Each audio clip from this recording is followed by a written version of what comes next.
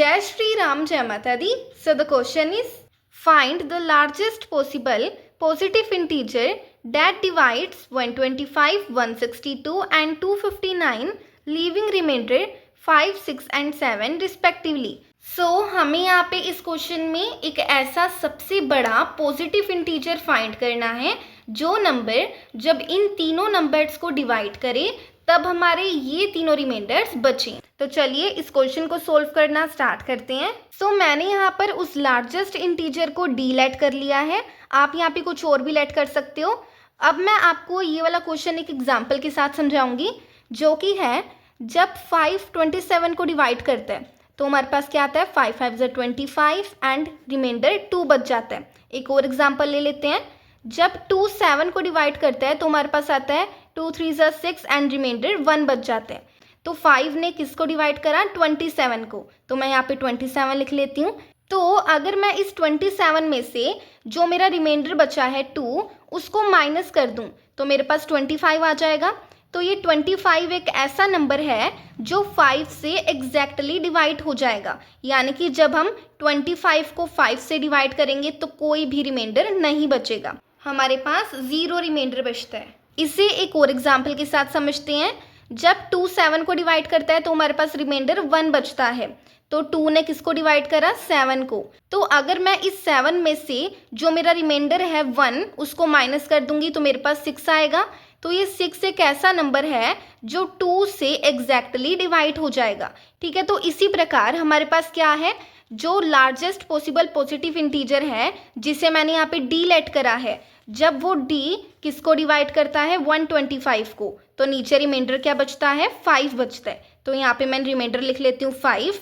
Same अगर D 162 को divide करता है तो हमारे पास रिमाइंडर बचता है 6 एंड अगर डी 259 को डिवाइड करता है तो हमारे पास रिमाइंडर बचता है 7।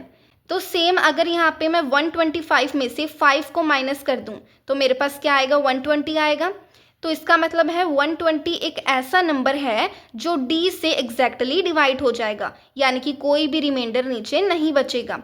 सेम अगर मैं 162 में से 6 को माइनस कर दूंगी तो मेरे पास क्या आएगा, 156, यानी कि ये 156 एक ऐसा नंबर है जो डी से एग्जैक्टली डिवाइड हो जाएगा।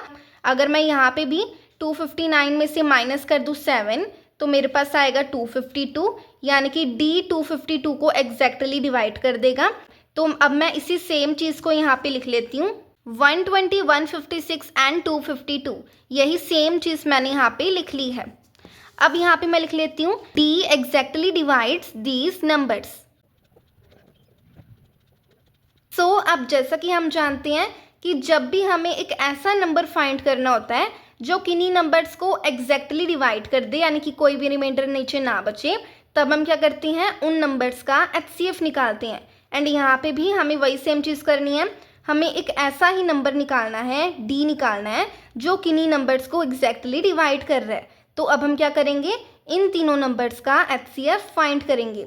तो यहाँ पे मैं इनका एचसीएफ निकाल लेती हूँ। उससे पहले मैं इनके फैक्टर्स निकाल लेती हूँ। मैंने यहाँ पे इन तीनों नंबर्स के फैक्टर्स निकाल लिए हैं। अब मैंने यहाँ पे लिख देती हूँ। गाइस, अगर आपको इस वीडियो से थोड़ी सी भी मदद मिल रही हो तो आप मेरे चैनल को सब्सक्राइब कर सकते हो, बिकॉज ऐसी वीडियोस मेरे चैनल पर डेली अपलोड होती हैं।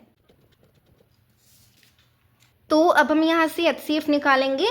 यहाँ पे कॉमन फैक्टर 2 है, देन अगेन कॉमन फैक्टर 2 है एंड एक कॉमन फैक्टर 3 है। तो यहाँ पे हो जाएगा 2 × 2 × 3 विच इज़ 2 2 ज़ा 4 एंड 4 3 ज़ा 12। तो हमारा एचसीएफ हमने किसके लिए निकाला था, डी फाइंड करने के लिए। तो इसका मतलब है हमारी डी की वैल्यू क्या है, 12। तो यहाँ पे लिख देते हैं डी = 12 एंड हमने डी किसको लेट करा था, लार्जेस्ट इंटीजर को, जो कि इन तीनों नंबर्स को डिवाइड करने पर ये वाला रिमाइंडर बचा रहा था। तो यहाँ पे हम लिख देते हैं hence the largest positive integer is 12। ऐसे करके हमने ये वाला क्वेश्चन अपना पूरा कंप्लीट कर लिया है। Thank you for watching this video guys. अगर आपको इस वीडियो से थोड़ी सी भी मदद मिली हो लाइक, शेयर एंड सब्सक्राइब ज़रूर कीजिएगा।